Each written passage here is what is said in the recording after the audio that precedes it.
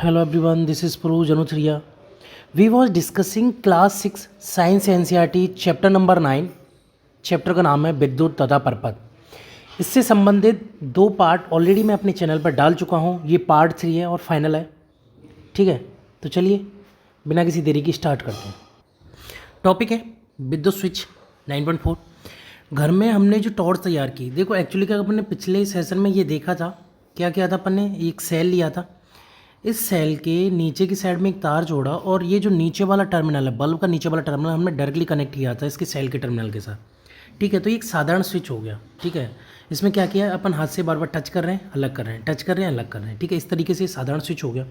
लेकिन ये व्यवहार में संभव नहीं है। ठीक है, अपन जो घर में लाइट करते हैं उसके लिए संभव नहीं है कि हम जो है उस कनेक्शन को वायर के थ्रू हटाएँ, फिर लगाएँ, हटाएँ, लगाएँ, ये संभव नहीं है। तो उसके लिए अपन को क्या करना होगा, स्विच की ज़रूरत पड़ेगी। तो एक सिंपल स्विच बनाने के लिए बहुत आसान है।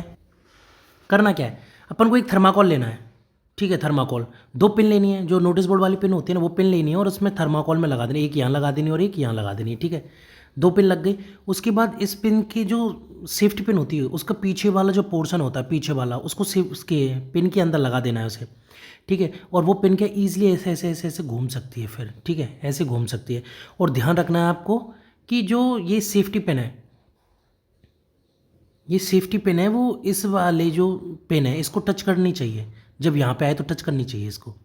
ठीक है, इस बात को आपको ध्यान रखना है। जैसे ही वो टच करेगी तो परपथ पूरा हो जाएगा, परपथ पूरा हो जाएगा तो लाइट जल जाएगी। ठीक है, और इधर से अपन ने जो है सेल और बल्ब से कनेक्ट कर रखा है। ठीक है, ये सेफ्टी पिन तैयार हो गई, क्योंकि इसमें दिखा भी रखा है, देखो किस तरीके से कनेक्ट किया हमने। ठीक है, इससे यहाँ से अपन ने बल्ब को कनेक्ट किया, इधर से अपन ने सेल को कनेक्ट किया और इस वाले वायर से बल्ब को दूसरे टर्मिनल को कनेक्ट किया। अब जैसे इस पिन को यहाँ लाएंगे तो बल्ब जल जाएगा, इसको दूर उठाएंगे तो बल्ब बंद हो जाएगा। वो इस वजह से होगा क्योंकि जैसे ये टच होगा तो परपथ पूरा हो जाएगा। अब सर्किट पूरा हो गया तो लाइट जलेगी। अब इस पिन को यहाँ से हटा दिया तो सर्किट पूरा नहीं हुआ। ठीक है, अधूरा रहा, अधूरा रहा तो जाहिर सी बात है वो बल्ब नहीं जलेगा। इसमें यही कहा गया है। ठीक है, इस तरीके से देखो ये परपथ जो पूरा हो गया, यहाँ सेफ्टी पिन टच हो गए, यहाँ सेफ्टी पिन दूर है तो ये परपथ टच, परपथ पूर्ण नहीं हो रहा है। ठीक है, आगे देखते हैं। इसके विपरीत जब सुरक्षा पिन हमारे दूसरी ड्राइंग पिन से स्पर्श नहीं करती तो विद्युत बल्ब दीप्तिमान नहीं होता। बिल्कुल सही बात है, सर्किट पूरा नहीं होगा तो बल्ब नहीं जलेगा। इस तरह ड्राइंग पिनों के बीच का रिक्त स्थान बंद नहीं होता तथा परपथ पूरा नहीं होता। इस स्थिति में स्विच ऑफ कहा जाता है। ठीक है, स्विच ऑफ किस स्थिति को कहेंगे, मैं बता देता हूँ एक बार। ये जो स्थिति है वो स्विच ऑफ की स्थिति है। ठीक है, वायर जो है वो दूर है या पिन जो है वो दूर है। ठीक है, कनेक्टेड नहीं है। और ये है वो स्विच ऑन की स्थिति है। स्विच ऑन का मतलब वो कनेक्टेड है वो। ठीक है, तो परपथ को पूरा कर रहे हैं। लाइट तब जलेगी ना, बल्ब जब जलेगा, फैन कब जलेगा, जब वो परपथ पूरा होगा, स्विच ऑन होगा। तो स्विच ऑन की कंडीशन ये है, स्विच ऑफ की कंडीशन ये है। स्विच ऑफ की कंडीशन में बल्ब बंद हो जाता है, पंखा बंद हो जाता है, जो भी XYZ अपन जलाते हो घर में यूज करते हैं वो बंद हो जाता है। यद्यपि घरों में उपयोग होने वाले स्विच इसी सिद्धांत पर कार्य करते हैं। बिल्कुल सही बात है, परपथ को पूरा करना, परपथ को हटा देना, तो परपथ पूरा नहीं होगा तो बल्ब, ट्यूबलाइट एक्सेट्रा जो भी आप जलाते हो बंद हो जाएगा। पर इनकी डिज़ाइन जटिल होते हैं। बिल्कुल सही बात है, इनकी डिज़ाइन तो जटिल रहेंगी ही। ठीक है, आप देखोगे कि उसको खोल के विद्युत स्विच को तो उसकी डिज़ाइन जो बिल्कुल अलग रहती है इसकी अपेक्षा। ठीक है, उसमें सॉकेट वगैरह और एक्सेट्रा पता नहीं बहुत सारी चीज़ें होती हैं। ठीक है, नीचे की साइड में कॉपर की कनेक्शन के लिए स्पेस होता है नीचे, कि वहाँ पर्टिकुलर वायर के लिए पर्टिकुलर स्पेस हो, जहाँ स्क्रू ढीला करके उसमें तार को फंसाया जाता है, फिर स्क्रू को टाइट कसा जाता है। ठीक है, इस तरीके से, क्योंकि उनमें क्या स्पार्किंग ना हो, वो एक दूसरे से भिड़े ना। ढीला रहेगा तो भिड़ जाएंगे ना, वो एकदम टाइटली कसा जाता है वो, जिससे कि वो भिड़े ना, वरना शॉर्ट सर्किट हो जाएगा। ठीक है, विद्युत चालक तथा विद्युत रोधक। ठीक है, इस बारे में अपन डिस्कस कर लेते हैं एक बार। ठीक है, इसके बारे में देखो, बूजो ने चित्र 9.11 के अनुसार टॉर्च आंतरिक आरेख को चित्रित किया। ठीक है, जब हम स्विच को ऑन करते हैं तो परपथ पूरा होता है तथा बल्ब दीप्तिमान होता है। क्या आप चित्र में लाल रेखा खींचकर पूरे परपथ को इंगित कर सकते हैं? हाँ बिल्कुल, देखो यहाँ से कनेक्ट हो रहा है, ये जा रहा है। ठीक है, ये यहाँ से स्विच मिला, इसको ये हटा देगा और इसे दूर कर देगा। ठीक है, मतलब पास कर देगा, मिला देगा इस तरीके से। यहाँ के ये परपथ ये पूरा हो गया। ठीक है, देखो परपथ में देखो आप, डबल सेल लगे हुए हैं, इसका पॉजिटिव सिरा, इसका नेगेटिव, इसका पॉजिटिव, इसका नेगेटिव। ठीक है, एक के ऊपर एक ऐसे ही लगाया जाता है ना सेल को, तो ये विद्युत सेल हो गई ये वाले। ठीक है, और इनमें आगे किया क्या है, पीछे वाला जो हिस्सा है, पीछे वाले टर्मिनल से जो चला आ रहा है, यहाँ से चला आ रहा है, ये आया यहाँ पे स्विच रखा, तो ये अलग वायर रखा है। ये देखो आप इसको गौर से देखो, मैं रेड कलर ही कर देता हूँ एक बार, ये रेड की बोल रहे हैं तो। ठीक है, ये वाला जो हिस्सा है ना, अरे यार हो नहीं पा रहा अच्छे से। ठीक है, ये जो इधर वाला येलो दिख रहा है आपको, ये इस तरीके आपको ये दिखेगा। जैसे ही इन्होंने स्विच को ऑफ किया तो ये वाला पोर्शन इधर से ये हट जाएगा। ठीक है, ये जो पीला वाला पोर्शन है जो तिकोना त्रिभुज टाइप का बन रहा है ना, ये हट जाएगा यहाँ से। जैसे ही हटेगा तो विद्युत परपथ जो है वो क्लोज हो जाएगा, मतलब क्लोज नहीं, ओपन हो जाएगा, हट जाएगा वहाँ से। और हट जाएगा तो जाहिर सी बात है ये बल्ब नहीं जलेगा, और ये जब तक जुड़ा रहेगा जब तक बल्ब जलता रहेगा। ठीक है, ये दिखा रहेगा, ये परावर्तक हो गया। ठीक है, ये बल्ब हो गया। ठीक है, ये प्लास्टिक का आवरण हो गया, ये दे रखा है, ये स्लाइड स्विच हो गया। ठीक है, स्लाइड स्विच का मतलब है ये ऐसे हो जाएगा, ऐसे। ठीक है, जैसे ऐसे हुआ तो ये वाला पोर्शन है ना, ये वाला ये आ जाएगा यहाँ, सर्किट जो है वो शॉर्ट हो जाएगा, मतलब वो बल्ब नहीं जलेगा, परपथ पूरा नहीं हुआ। ठीक है, टॉर्च में जो है वो आंतरिक आर्य किस तरीके से होता है। परपथ बनाने के लिए धातु के तारों के स्थान पर हम सूती धागों का उपयोग करें तो लाइट नहीं जलेगी ना, मेटल चाहिए उसके लिए, इलेक्ट्रिक करंट बहाना है भाई। इलेक्ट्रॉन्स कैसे बहेंगे, इलेक्ट्रॉन जब बहेंगे जब मेटल्स होंगे वहाँ। मेटल नहीं है तो कुछ नहीं होगा।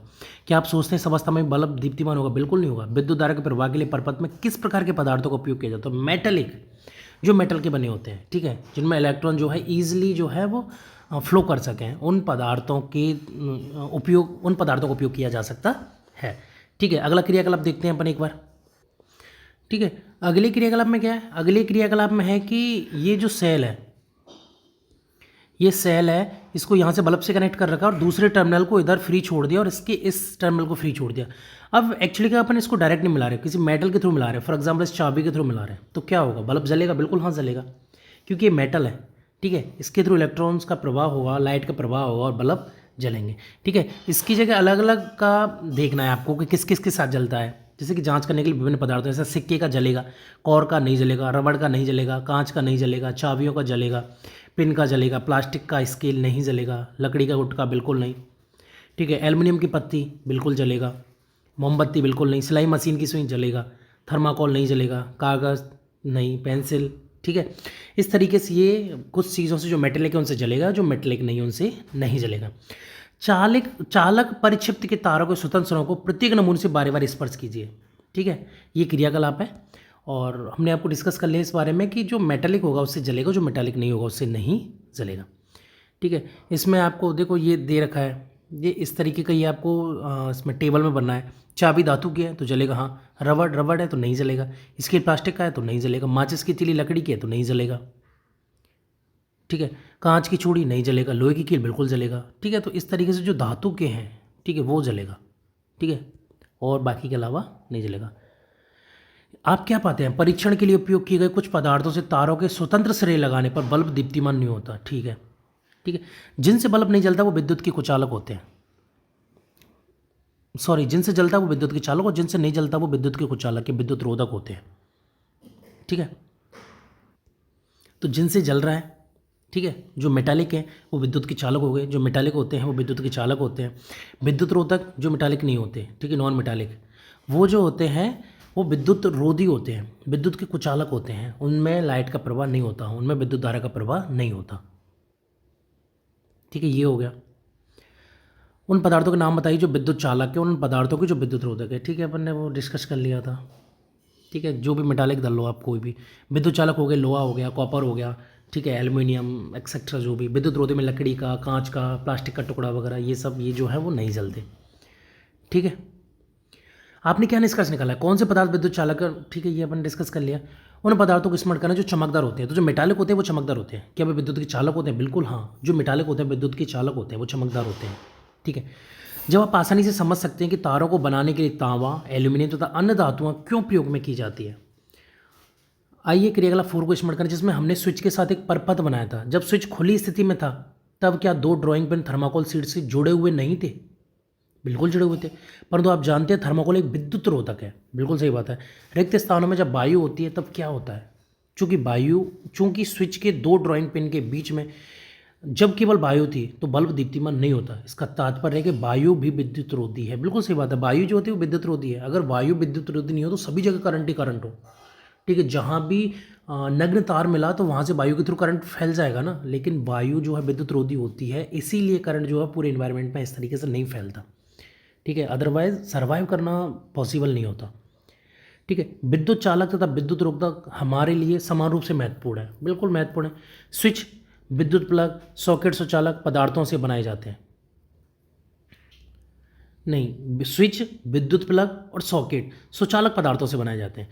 क्योंकि जो स्विच बनेगा, ठीक है, जो विद्युत प्लग बनेगा, ठीक है, और जो सॉकेट बनेगा, ये स्वचालक पदार्थों से बनाए जाते हैं, बिल्कुल ठीक है, इलेक्ट्रिक करंट के लिए।